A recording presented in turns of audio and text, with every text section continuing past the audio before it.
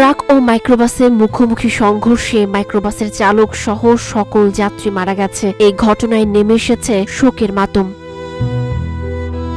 ঘটনাটি ঘটেছে নাটোরের বড়াই গ্রামে। একই বাসে ছিলেন স্বামী স্ত্রী ও তাদের নিকট আত্মীয়।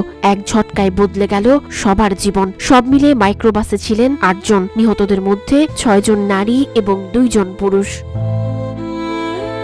বুধবার সকাল ৯:৩০টার দিকে বনপাড়া হাটিকুমরুল মহাসড়কের উপজেলার বড়াই গ্রাম ইউনিয়নাধীন রয়না তরমুজ পেট্রোল পাম্প এলাকায় এই মর্মান্তিক ঘটনা ঘটে। নিহতরা সবাই কুষ্টিয়া জেলার দৌলতপুরের বাসিন্দা। আমার ছোট বোন অসুস্থ, তার ছেলের বউ অসুস্থ, তাকে দেখার জন্য। কোথায়? সিরাজগঞ্জ। সিরাজগঞ্জ কোথা থেকে রওনা দিছে? কুষ্টিয়া ধর্মদহ থেকে। ওখানে রওনা দিছে? কটার দিকে বাড়ি থেকে রওনা দিছে? সকাল ৬:৩০ গাড়ি ছাড়ছে তারা। ও আচ্ছা আচ্ছা। আর যাচ্ছিল তো সিরাজগঞ্জ? জি, সিরাজগঞ্জ কামারখন্দ থানা। ওখানে কার বাড়ি ছিল? ছেলের শ্বশুর বাড়ি। কার? জাহিদ সাহেবের ছেলের শ্বশুর বাড়ি যাচ্ছে। আচ্ছা আচ্ছা, সেখানে যাচ্ছিল তাই রোগী দেখতে? জি। আচ্ছা ঠিক আছে। তাহলে মারা গেছে মোট ৬ জন? জি, ৬ জন। সবাই আপনাদের আত্মীয়স্বজন? জি।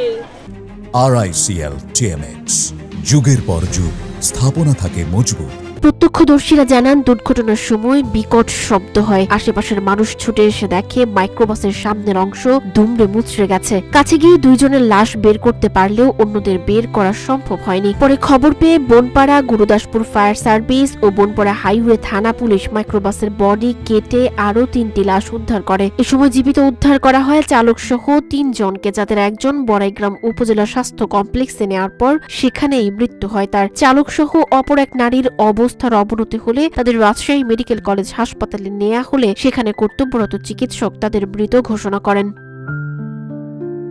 এদিকে দুপুরে বনপাড়া হাইওয়ে থানা থেকে ৮ মৃতদেহ নিতে এসে কান্নায় আকাশ বাতাস ভারী করে তোলেন নিহত ৭ পরিবারের প্রায় অর্ধশত স্বজন। বড়াইগ্রাম হাইওয়ে থানার অফিসার ইনচার্জ ইসমাইল হোসেন জানান, ওভারটেক করতে গিয়ে লেন অতিক্রম করায় এই সংঘর্ষ ঘটে। দুর্ঘটনা কবলিত ট্রাক ও মাইক্রোবাস জব্দ করা হয়েছে। এ ব্যাপারে আইনগত সকল ব্যবস্থা চলমান রয়েছে।